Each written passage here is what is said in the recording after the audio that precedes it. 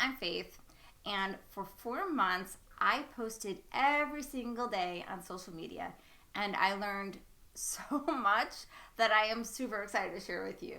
If you are a full-time artist and you use social media for your marketing, you're gonna wanna watch this. So what I did, I posted every single day on Instagram, TikTok, Pinterest, YouTube, and of course my own website. And I did this between January and April of 2023. First, I want to note that my artwork was used to train AI. So with that, I couldn't post still images until the app Glaze was released, which allowed me to protect my images from AI computers. And this really didn't have a huge impact, except for on Pinterest, because Pinterest has a video side to it, but it still really favors still images. So aside from that, it didn't really have a huge impact. You might think it had an impact on Instagram, but it was about the same time that Glaze was released was the time that Instagram changed to preferring a balance between still images and reels. So it was perfect timing with Instagram, where I was still able to keep up with their best practices. I also want to point out that my website traffic was about the same from this period during these months this year as it was for this time period the previous year. So this didn't really have a huge impact on what my website traffic looked like. So the key metrics I looked at was impressions and engagement. So impressions gave me an idea as to how good the platform was at getting my artwork in front of eyeballs, and then engagement told me how many people were doing something with it. Were they following me or liking it or commenting or something like that? So I looked really at those two metrics and kind of follower count, but that's kind of a vanity metric. And so many of these platforms, I just started at different places. Some of them I had like no followers, some of them I had like a pretty substantial following getting started, so I can't really compare those very well. Can you hear Tulip? Tulip, you want to come here? You want to join me? Come on. Little baby. Okay. Sorry, I have my notes here, so because I'm about to get into the fun part, which are the numbers. Okay, so during this period, January through April, I sort of turned myself into my own social media manager. So I researched all the best practices across those platforms. I read their websites for the platforms. I watched all sorts of videos by people who are social media experts. I signed up for all the newsletters about social media news and happenings. So I turned myself into a social media manager for myself to ensure that I was following what was considered all the best practices on the platforms. Hi. And she's gone. And what happened, spoiler, is I grew on all the platforms. So everything people say, all their suggestions are correct and they're right and they worked. So I grew on all of them. Hold on. Okay, I'm back. Okay, so the numbers. I want to give you the numbers because they're really interesting. Okay, and I'm going to do the platforms a favor and present to you the best month's numbers for each platform. So they're all monthly numbers, but I'm pulling from different months because I'm going to give the platforms the benefit of presenting their very best numbers. So we'll start with Instagram. Instagram impressions were 17,000 in 1 month, and their engagement was 1,079. And that engagement number, that's about a third of what my follower count is on Instagram. For TikTok, my impressions were 9,499, and my engagement was 1,061. So that's about equal to my follower count on TikTok. On Pinterest, my impressions were a huge 132,460 in 1 month. And the engagement was 4,380. So that engagement number is about double my follower count on Pinterest. And YouTube, my impressions were 97,597, and my engagement was 27,318. That is way beyond my follower count on YouTube. So as far as time resources go, because I am an independent, small art business, and I need to really think about both what it does for marketing, how much it costs, and how much it costs in time. And Pinterest took the least amount of time, and then TikTok, and then YouTube, and Instagram definitely took the most amount of time. I'd say Instagram, the algorithm changed about once a month. There was like a major change that I had to make to my strategy on Instagram. It was about a monthly thing. That was way more than any of the other platforms. It's actually what made me stop the experiment and want to take a look at the numbers and see if I could find any trends. Because, I mean, I do always keep track of the numbers, but really, really compare and sit down and question everything, because Instagram now wanted stills, they wanted carousels, they wanted reels, they wanted at least 3 stories a day posted at different times of day. And that's when I was like, okay, I need to take a really critical look at all of this and see where I need to put my time, because that's just something it's unattainable. I can't keep up with this pace and do all of that on Instagram unless it's worth it.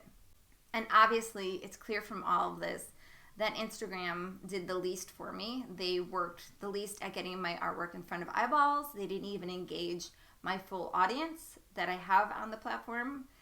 They only hit 1/3 of my follower account with engagement. So they weren't doing anything to help me, the least with time. I was putting all this effort into this platform and not getting a return for it. So Instagram was the worst performer. YouTube is clearly the winner. They did a really good job of pushing my content out to people, and with the right people who were going to engage with my work. I use social media as marketing, and I need to really invest my time and energy and efforts into platforms that are going to help me and perform for me. And Instagram clearly didn't do that. So I will not be posting on Instagram anymore. I might use it for networking, but I don't know. At this point, I've already deleted it from my tablet and my phone, but I still have it on my desktop and I still have my account open. But I don't have any plans to post anything on the platform moving forward. YouTube clearly performed well. I do plan on making more out of my YouTube channel. TikTok performed okay. And Pinterest did really good on the impressions, but that ratio between engagement and impressions performed low, but their engagement number was still so much higher than TikTok or Instagram. So the number of people who actually did something with my content was higher on Pinterest. So it's kind of like Pinterest just sort of threw my artwork in front of lots and lots of eyeballs. That's why their impressions number was so high, and I can't really blame them for that. Go ahead and throw it in front of lots and lots of people. Additionally, there's 2 other clear benefits to Pinterest and YouTube over TikTok and Instagram. One is that both Pinterest and YouTube are evergreen, meaning any content I put on those platforms can be seen and found months, years after I've posted it. They will always be there and found, which makes it feel like a really good investment on my time and energy to put work on there. And the second benefit to those platforms is that they're searchable. They search up regularly. They show up regularly on Google search. After this experiment, I'm clearly making some major changes to my social media strategy. 1, I will not be posting on TikTok or Instagram anymore. 2, I'm going to put more effort into my Pinterest and my YouTube. And 3, I'm going to spend more time and energy on my newsletter audience. They are the ones who have decided that they want content from me so much so that they'll let me email them. And that's context that I get to keep for myself. I'm really bummed that I'm going to lose the audience that I built on TikTok and Instagram. So if you're watching this from one of those platforms, I really hope that you'll come join me on YouTube or follow my newsletter. It's unfortunate that all these platforms are so disconnected and separated. And because of that, and because of my feelings about that, I've actually joined a social media called PixelFed. And PixelFed is an Instagram alternative that's decentralized, meaning it's not owned by any person. It also means it has no ads. And it's part of ActivityPub. Now, what does this all mean? What is decentralized social media? So what it is like, imagine a wagon wheel, right? And imagine every spoke is a different platform. So you've got Facebook and Twitter and Instagram and YouTube, right? And all the platforms are different spokes on this wheel. And as it stands right now, they're all separated and there's no hub. So if you don't like what's happening on Instagram and you leave it, well, you've just lost all the content that you've made on that platform and all of your followers and everything else, right? But imagine if there was a hub, right? And imagine if you didn't like what was going on Twitter, right? With their management and how they were doing the rules and the algorithm and everything. You didn't like it. What if you could take your followers and all your content, and because it's connected by that hub, you could go over to Facebook and you could just go over there with all your followers and all your content and continue living your best life, right? That's decentralized social media. And the number one hub that's out there right now is called ActivityPub, okay?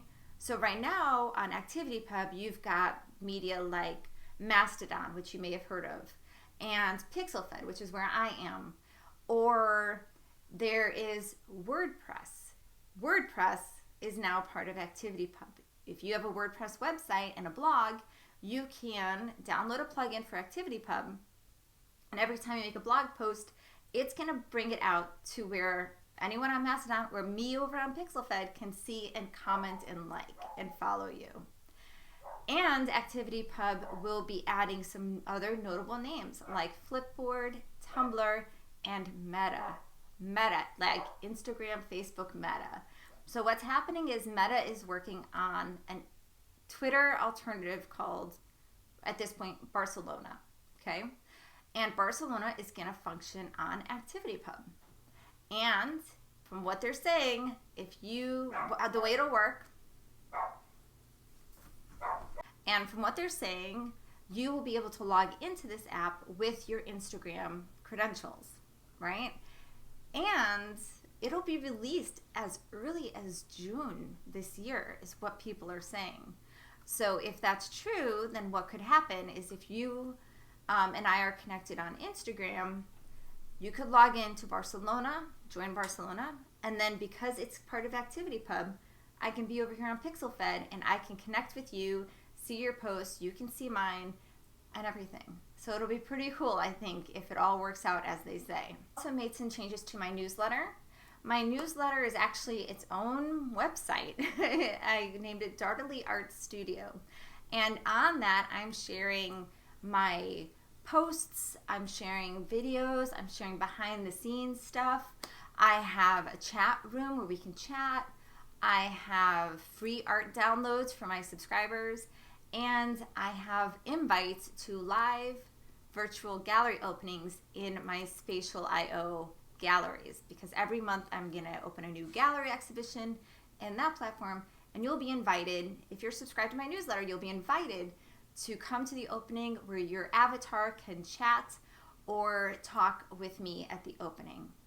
And in case you don't know what Spatial is a free app, it costs nothing, and you go in, you have a little avatar, and you can walk through a virtual space that is a gallery that I've designed showcasing my artwork. And it's accessible through phone, tablet, desktop, or VR. So you can choose whichever means is more comfortable for you. And so that is free. The newsletter is free, and all those things come with it. That website, again, is dartilyartstudio.com. And I've produced the newsletter it's hosted on Substack. So what's nice about that is that Substack, they have like an app that is like a feed reader. So you can actually subscribe to lots of different blogs in Substack, and you can choose, and you can have an app that does this. They make an app so you can have all your blogs you're subscribed to in the feed reader in their app, and you can choose not to have them come to your email inbox. So you can actually subscribe to my newsletter and not have it hit your email. Instead, it can hit the app along with all the other blogs and newsletters that you love to subscribe to. And some examples of ones that are on there that I follow that you may have heard of if you're into the arts is The Jealous Curator and Austin Kleon. They're in that platform too. So that one is also totally free. It will cost you nothing. to join Substack, see my newsletter, follow along with these other creators who are making wonderful content. And then it's also free to be on Spatial when I have my gallery openings. So thank you so much for watching. I hope to see you on some of those platforms, and have a good one.